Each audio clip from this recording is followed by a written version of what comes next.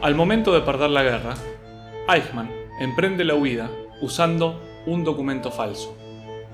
2 semanas antes había enviado a su mujer y sus 3 hijos a la ciudad de Linz, en Austria. Pasa algunas semanas en lo de una mujer y luego se esconde en un bosque en Alemania trabajando como leñador durante 5 años. Eichmann no ve a su familia desde 1945 hasta 1952, que es cuando los recibe en el puerto de Buenos Aires. 3 años después, nacería en Buenos Aires su 4º hijo, Ricardo Francisco.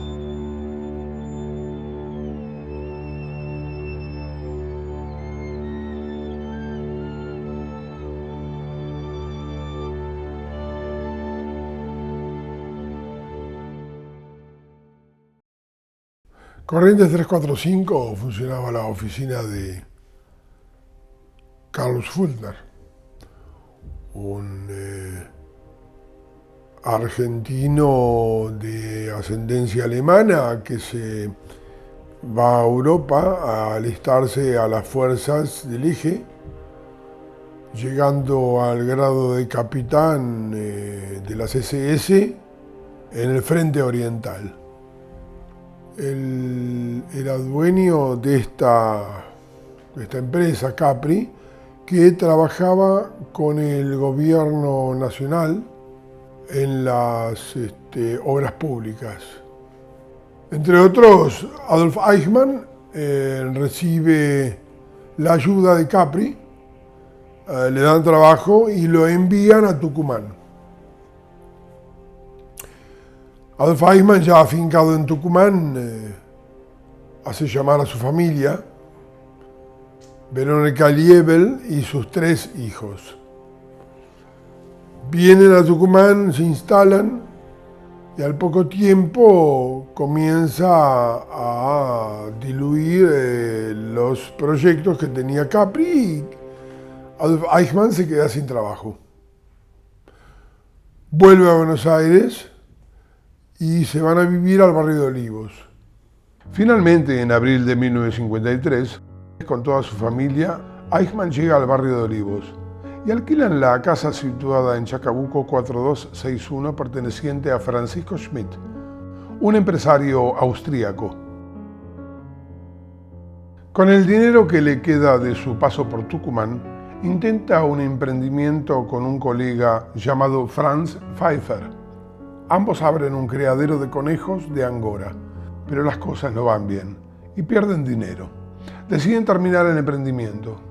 Su colega se va a Chile y funda el Partido Nacional Socialista Obrero Chileno.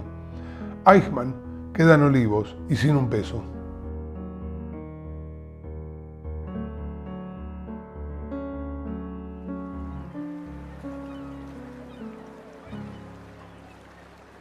Desesperado, Eichmann vende jugos de fruta que prepara con su familia para vender en el puerto de Olivos los fines de semana. Pasa unos meses muy difíciles.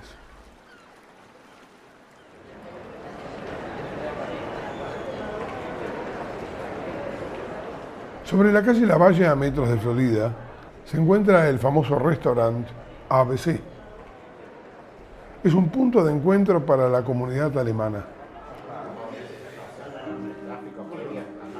Un cumpleaños de Verónica Liebel, la mujer de Eichmann, se celebra aquí con algunas amistades.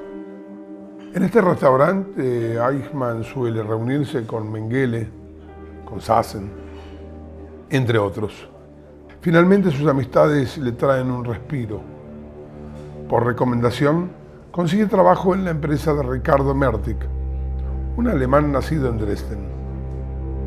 La empresa se encarga de producir aparatos sanitarios, calefones, y es conocida como Orbis.